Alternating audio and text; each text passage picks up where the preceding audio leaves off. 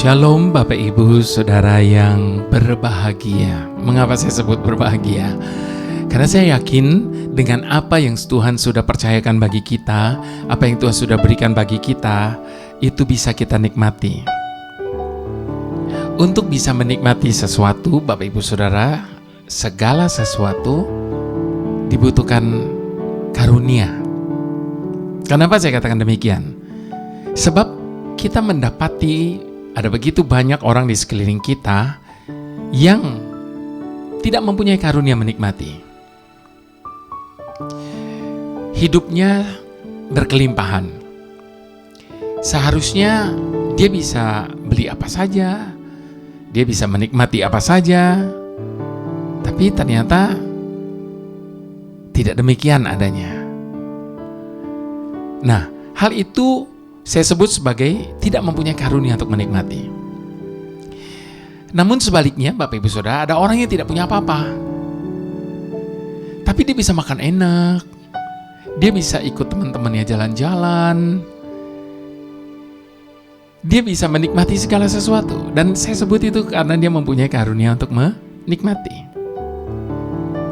Yang paling malang adalah orang yang tidak mempunyai karunia menikmati dalam hidup ini. Sebab seberapa banyaknya pun harta benda atau apa saja katakan, itu tidak akan bisa membuat dia bahagia dan menikmatinya. Itu sebabnya sekali lagi saya katakan untuk bisa menikmati segala sesuatu diperlukan kasih karunia. Karunia menikmati. Makanya minta sama Tuhan karunia menikmati. Sehingga dengan karunia menikmati itu, dalam keadaan apapun, dalam kondisi bagaimanapun, kita tetap bisa menikmati hidup ini. Kita tetap bisa menjalani hidup ini dengan sukacita. Jadi Bapak Ibu Saudara, sekali lagi, jangan kita terpaku kepada apa yang kita tidak punya. Ada banyak orang, seringkali kita dengar ada pepatah yang berkata apa? Rumput tetangga lebih hijau. Ya, jadi artinya apa? Apa yang kita sudah miliki itu seakan tidak ada artinya, karena kita memandang pada apa yang kita tidak miliki, apa yang orang lain miliki. Nah, Bapak Ibu Saudara, itu sebabnya tema saya kali ini materialisme. Ya, jangan sampai kita terpaku atau terikat kepada materialisme ini, supaya hidup kita ini tidak menjadi sesuatu yang berat, Bapak Ibu Saudara. Karena kita selalu berusaha mengejar terus sesuatu yang sebenarnya kita itu sudah punya, kita sudah miliki, Bapak Ibu Saudara, tapi kita tidak menikmatinya. Nah, makanya saya katakan sekali lagi, mari enjoy your life dengan segala yang Tuhan sudah berikan bagi kita. Apakah itu hal yang besar, apakah itu hal yang kelihatannya biasa, atau hal yang kecil sekalipun, tapi apa yang Tuhan berikan buat kita itu adalah pemberian Tuhan yang perlu kita dan patut kita nikmati. Nah, sebelum itu mari kita satu hati, kita mau berdoa terlebih dahulu. Bapa yang sumber segala pemberian yang terbaik bagi kami, sejak kami lahir ke dunia sampai hari ini Tuhan, Engkau selalu memberi. Dan apa yang Engkau berikan bagi kami bukan hal yang biasa, tapi hal yang terbaik bagi kami. Sekalipun mungkin kami tidak memiliki sesuatu yang dimiliki oleh orang lain yang kelihatannya jauh lebih baik dari apa yang kami miliki. Kami percaya Tuhan ada alasan tertentu. Kalau sampai hari ini mungkin kami belum bisa memiliki apa yang menjadi angan-angan impian kami, itu dikarenakan kekuatan kami belum cukup untuk sampai di situ, karena Engkau yang paling tahu batas kekuatan kami. Jangan-jangan ketika kami memiliki semua itu kami akan menjadi tinggi hati dan sebagainya. Kami tidak tahu, sebab tidak ada seorang pun yang dapat memegahkan hari esoknya. Tapi Engkau yang paling tahu batas kekuatan setiap orang. Jadi kalau sampai hari ini pun Engkau belum memberikan seperti apa yang kami harapkan, kami percaya Tuhan, keadaan ini adalah yang terbaik bagi kami, paling tidak untuk saat ini. Terima kasih Bapa, lalukan mata kami daripada melihat hal yang sia-sia. Lalukan mata kami daripada tawaran-tawaran dunia. Dan biarkan kami terus berjalan hanya di dalam kasih karunia-Mu Tuhan, untuk kami boleh menikmati segala sesuatunya. Terpujilah nama-Mu Bapa. Haleluya. Amin. Bapak Ibu Saudara, untuk mencapai segala sesuatu dalam hidupnya, seseorang seringkali bersedia untuk mempertaruhkan apapun dan menukarkan apapun. Tapi saat ini saya mau katakan, jangan pernah menggantikan Tuhan atas hidup kita. Sebab Dia adalah Tuhan yang berdaulat penuh atas hidup kita. Sama-sama kita mau katakan, tak tergantikan Kau Yesus oleh apapun di dalam hidupku. Tak ku ragukan Kau Yesus, karena kasih-Mu aku rasakan. Sangat terbukti pertolongan-Mu, penyertaan-Mu setiap hari.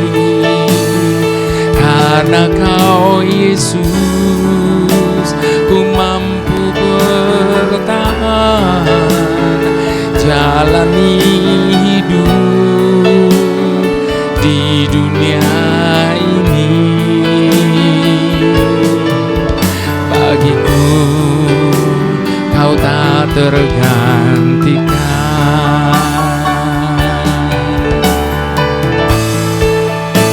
Sangat terbukti pertolongan-Mu, penyertaan-Mu setiap hari. Karena Kau Yesus, ku mampu bertahan jalani hidup di dunia ini. Bagiku Kau tak tergantikan. Itu sebabnya Bapak Ibu Saudara, jangan pernah menggantikan Tuhan dengan apapun. Jangan pernah menggantikan Tuhan dengan siapapun dalam hidup ini. Ada banyak orang bersedia untuk menggantikan Tuhan dengan jabatan atau apapun itu. Ada banyak orang bersedia menyangkali Tuhan hanya untuk seseorang dalam hidupnya.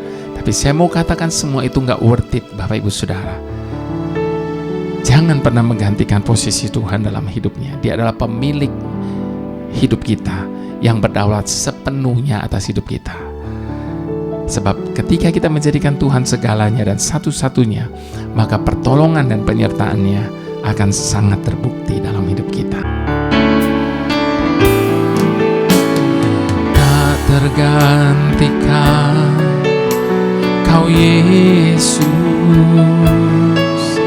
oleh apapun di dalam hidupku.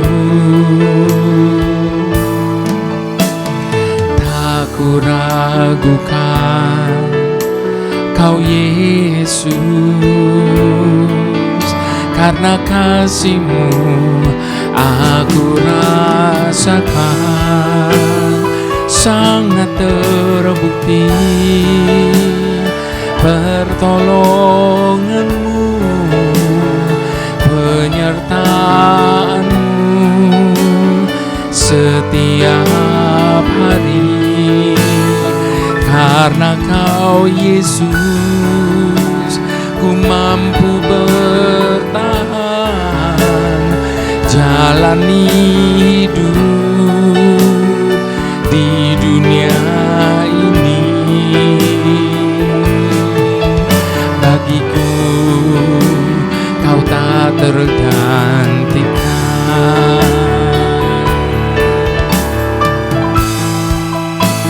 sangat terbukti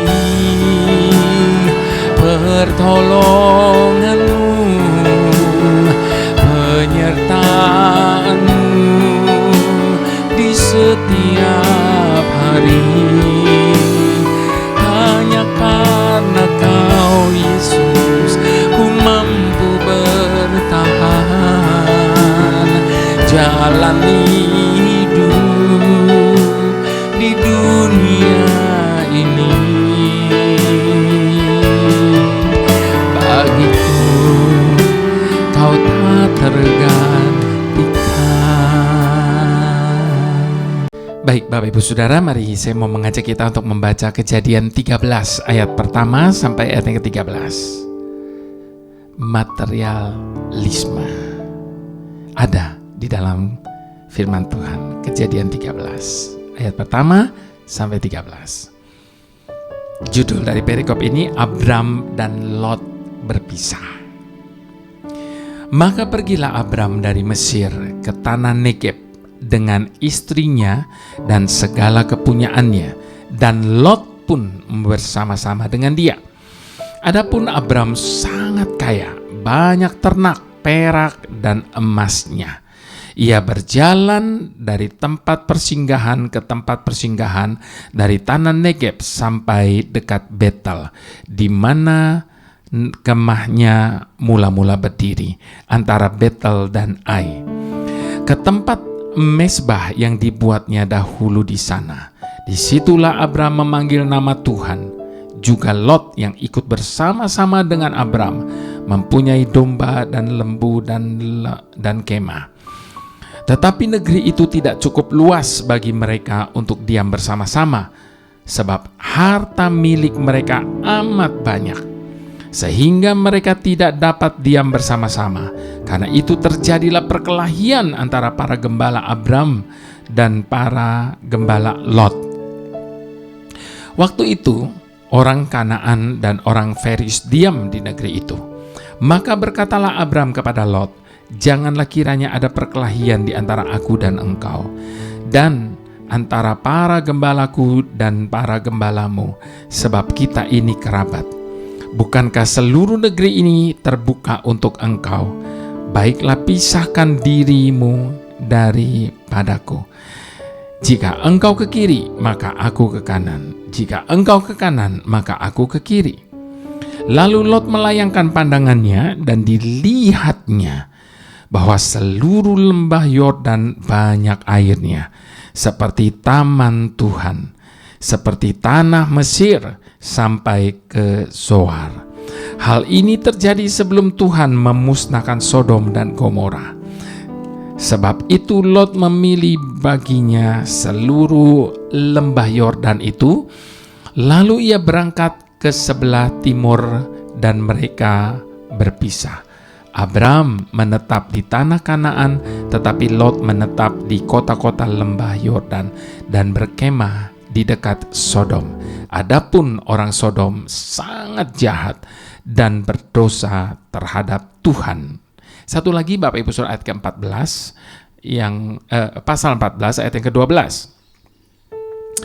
Dikatakan Bapak Ibu Saudara, 14 ayat 12, juga Lot anak saudara Abram beserta harta bendanya dibawa musuh, lalu mereka pergi, sebab Lot itu diam di Sodom. Nah Bapak Ibu Saudara, kita kalau Bapak Ibu Saudara baca lebih lanjut lagi Kejadian 13 lebih banyak ini, kita melihat bagaimana kejadiannya tentang Lot, Bapak Ibu Saudara. Dan kalau kita berbicara tentang Lot, maka selalu dikaitkan dengan harta benda, karena istrinya sudah diperingatkan untuk tidak menoleh ke belakang, tapi karena hatinya terikat kepada harta bendanya, maka dia menoleh ke belakang. Dan kita tahu sama-sama apa yang kemudian terjadi dengan istri Lot, dia menjadi tiang garam. Nah, di ayat yang ke-12 pasal 14 tadi, Bapak Ibu Saudara, dikatakan juga Lot, anak saudara Abram, beserta harta bendanya dibawa musuh. Lalu mereka pergi, sebab Lot itu diam di Sodom. Bapak Ibu Saudara, beberapa waktu yang lalu dunia sempat digemparkan dengan berita yang terjadi di China, Bapak Ibu Saudara. Seorang pemuda yang bernama Xiao Zheng. Ya, kalau Bapak Ibu Saudara masih ingat, Bapak Ibu Saudara, kejadian dan beritanya, suatu kali Xiao Zheng ini ingin sekali memiliki iPad terbaru, komputer tablet yang semakin canggih. Bapak Ibu Saudara, kita tahu teknologi semakin hari terus semakin canggih, jadi akan terus berkembang. Tapi sayangnya Bapak Ibu Saudara, dia tidak mempunyai uang untuk membeli iPad ini. Suatu ketika remaja China ini membaca iklan online yang menawarkan uang sebesar 29 juta rupiah. Kalau dikurskan ke rupiah ya Bapak Ibu Saudara, dari mata uang di sana itu jatuhnya 29 juta rupiah. Cukup besar ya Bapak Ibu Saudara pada waktu itu. Dan hadiah ini diberikan kepada siapa? Bagi orang yang mau mendonorkan ginjalnya. Jadi bagi orang yang mau mendonorkan ginjalnya akan diberikan imbalan 29 juta rupiah dengan kurs di Indonesia rupiah ini. Nah, tanpa pikir panjang Bapak Ibu Saudara, Xiao Zheng menjual ginjalnya. Tertarik dengan iklan itu, lalu dia menjual ginjalnya demi hanya untuk mendapatkan uang 29 juta rupiah itu. Setelah dioperasi di rumah sakit, uang yang diperolehnya ia habiskan untuk membeli iPad, notebook, dan iPhone.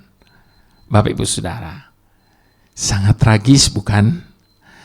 Hanya demi memiliki gadget dengan usia pakai yang hanya sekitar 5 tahun, ia mengorbankan organ tubuh yang diperlukannya untuk hidup puluhan tahun. Bisa dibayangkan Bapak Ibu Saudara.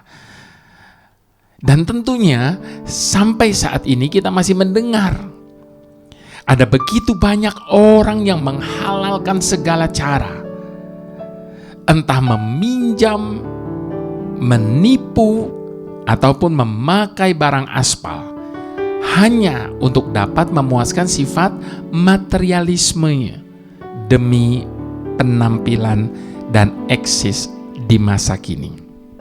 Saya punya teman Bapak Ibu Saudara, dia ini paling nggak bisa melihat ada handphone yang keluaran terbaru, ya, yang lebih canggih atau apapun itu, maka dia pasti akan selalu menukar tambah miliknya demi mendapatkan yang terbaru dan lebih canggih itu.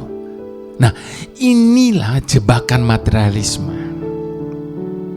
Ketika materi dianggap sebagai hal yang terpenting dalam hidup ini, ketika sesuatu, entah itu gadget, entah itu apapun dalam hidup ini, dianggap hal yang paling penting dalam hidup ini, maka seseorang akan diperhamba olehnya. Dia akan menjadi budak dari teknologi. Dia akan menjadi budak dari gadget-gadget tadi itu seperti tadi. Apapun dan siapapun bisa dikorbankan demi untuk bisa mendapatkannya. Kita dengar bagaimana ada banyak orang yang tidak mampu, lalu kemudian anaknya memaksa orang tuanya untuk membelikan dia handphone dan sebagainya, lalu karena tidak diberi, lalu kemudian kedua orang tuanya dibunuh dan sebagainya. Ini adalah jebakan dari sifat materialisme dan diperbudak olehnya. Nah, apa yang kita baca tadi Bapak Ibu Saudara, Lot menjadi contoh. Ia tahu bahwa Sodom bukanlah tempat tinggal yang ideal. karena penduduknya sangat jahat dan berdosa terhadap Tuhan. Kita baca tadi dengan jelas di ayat ke-12. Namun, apa yang membuat Lot begitu tertarik dengan tempat itu? Karena lokasinya yang berada di lembah subur. Lokasi yang sangat menjanjikan kemakmuran dan kesuksesan. Maka Lot pun terpikat. Walaupun sebenarnya ia sudah sangat kaya raya, ia ingin menjadi lebih kaya lagi. Maka ia memilih untuk tinggal di Sodom. Istri dan anak-anaknya dikorbankan hanya untuk tinggal di lingkungan yang buruk itu. Hasilnya kehancuran. Suatu hari musuh menyerang, dalam sekejap harta bendanya lenyap. Keluarganya pun ditawan musuh, menghadapi penyiksaan, penjara, dan kematian. Untung Abram datang menolong. Abram walaupun sangat kaya raya, namun ia hidup dalam ketaatan kepada Tuhan dan kasih kepada sesama. Bapak Ibu Saudara yang saya kasihi, tamak akan harta bisa mendorong kita untuk melakukan apa saja, sekalipun salah, atau pergi ke tempat-tempat yang tidak seharusnya. Padahal jelas materialisme menawan dan menghamba, memperhamba. Itu sebabnya jangan biarkan itu bersarang dalam hati dan pikiran kita. Materialisme memberikan kepada kita pemahaman yang sangat keliru, yaitu kita tidak akan bisa bahagia sebelum punya ini, punya itu, dan sebagainya. Saya baru bisa bahagia kalau saya sudah punya ini, saya sudah punya itu, saya sudah punya rumah, saya sudah punya mobil, saya sudah punya. Firman Tuhan dengan jelas memperingatkan kepada setiap kita, Bapak Ibu Saudara. Tetapi carilah kerajaannya, maka semuanya itu juga akan ditambahkan kepadamu. Lukas 12 ayat yang ke-31. Materialisme bisa menjerumuskan kita kepada ketamakan yang dapat melanda siapa saja. Bukan hanya orang yang berkuasa, orang miskin dan tidak memiliki kuasa juga bisa salah menyikapi harta di hidupnya. Seperti contoh Xiaosheng tadi, Bapak Ibu Saudara, dia tidak punya uang, dia tidak punya kemampuan untuk membeli. Ketamakan, Bapak Ibu Saudara, menjerumuskan dan memperhamba seseorang. Ketamakan orang berkuasa menimbulkan korupsi. Ketamakan orang miskin menghalalkan pencurian. Semua didasari oleh sikap mengandalkan harta lebih daripada mengandalkan Tuhan. Berlawanan dengan sikap hidup materialisme dan tamak, Tuhan Yesus mengajarkan orang beriman supaya mempercayai pemeliharaan Tuhan di hidupnya. Kesusahan sehari cukuplah untuk sehari. Tantangannya agar orang menjual segala miliknya dan memberikan sedekah adalah jawaban radikal supaya orang bisa terlepas dari belenggu harta yang menghalanginya untuk menemukan kerajaannya. Ketamakan manusia yang menimbun harta akan menyebabkan ketidakseimbangan, ketidakadilan, dan kecemburuan sosial. Kita banyak melihat dan mendengar di media sosial bagaimana ada begitu banyak orang pamer kekayaan. sementara yang lainnya hidup dalam kekurangan. Begitu banyak orang dengan begitu bangganya ketika dia disebut sebagai sultan, Bapak Ibu Saudara, istilah hari-hari ini yang menyebut orang yang super kaya. Hidup yang mengandalkan Tuhan membuahkan sikap hidup yang mau berbagi. Sebaliknya, hidup yang mengandalkan harta membuat seseorang menjadi tamak dan mementingkan diri sendiri.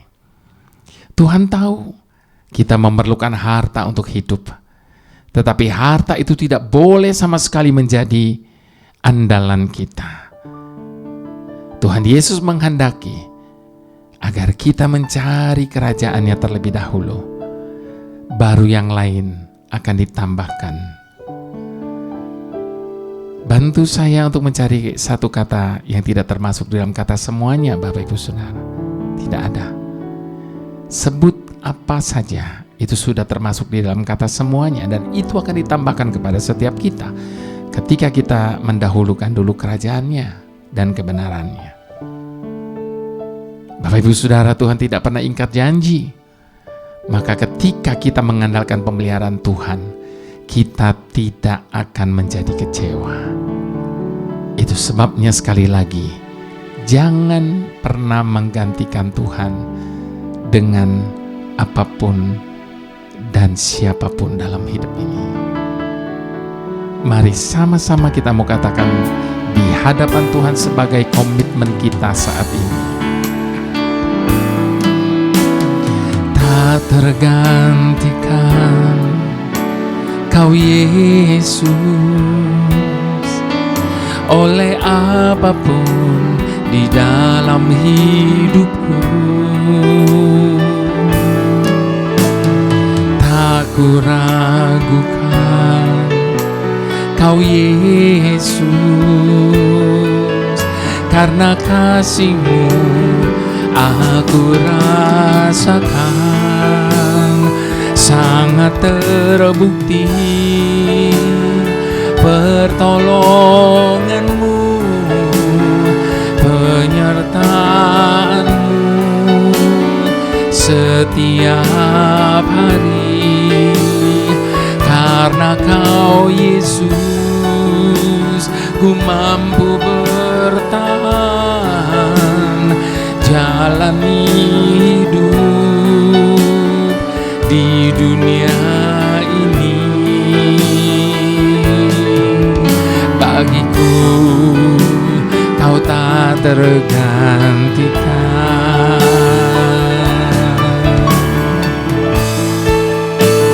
sangat terbukti pertolongan-Mu, penyertaan-Mu setiap hari.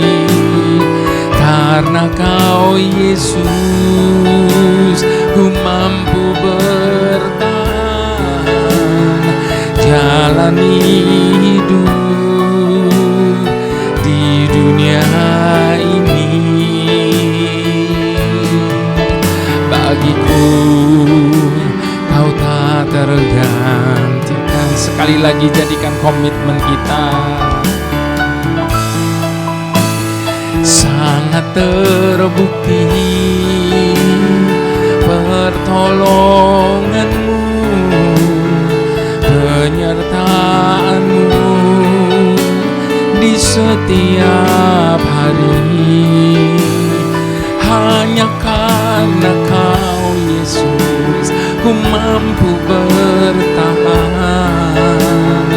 jalani hidup di dunia ini. Bagiku Kau tak tergantikan. Bagiku Kau tak tergantikan. Bagiku Kau tak tergantikan.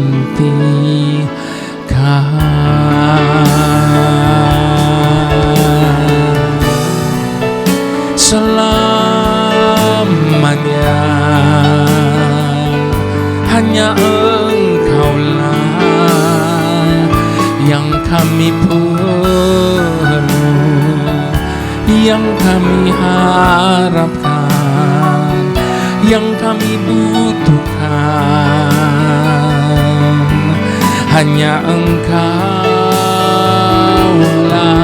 Tuhan, tiada yang lain, takkan pernah kami ganti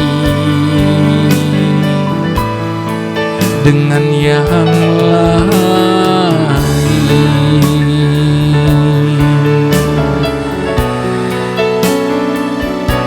Dia tidak ternilai, kasih-Nya kepada kita tidak ternilai. Jadi jangan pernah menukar Tuhan, jangan pernah menggantikan posisi Tuhan dalam hidup kita. Sebab sesungguhnya dalam hati setiap manusia ada satu bagian yang tidak bisa diisi oleh yang lain, yang tidak bisa diisi oleh siapapun dan apapun kecuali kehadiran Tuhan.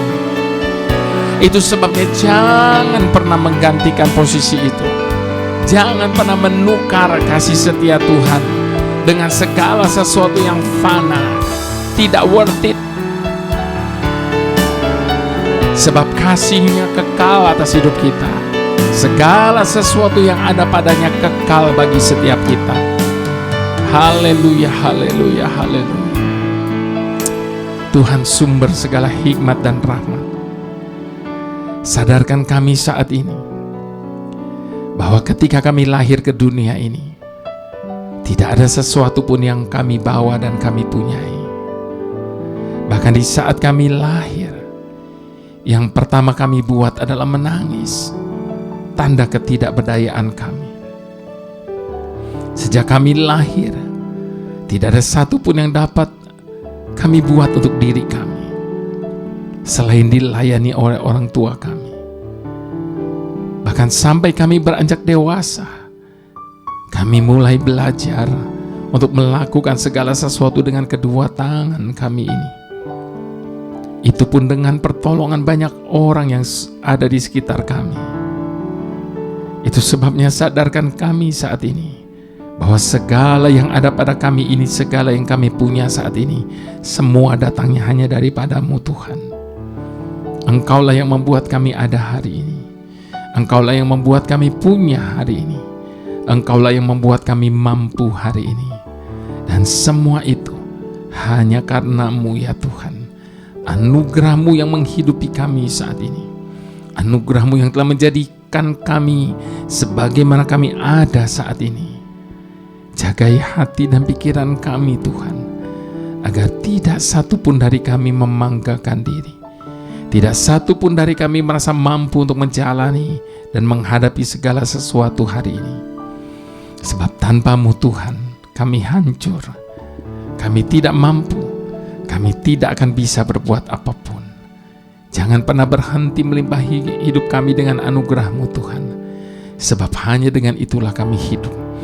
Dan kami berjanji di hadapan-Mu saat ini, kami tidak akan pernah menggantikan dan menukarkan anugerah-Mu itu dengan apapun dan dengan siapapun. Dalam nama Tuhan Yesus, inilah janji kami. Haleluya. Amin.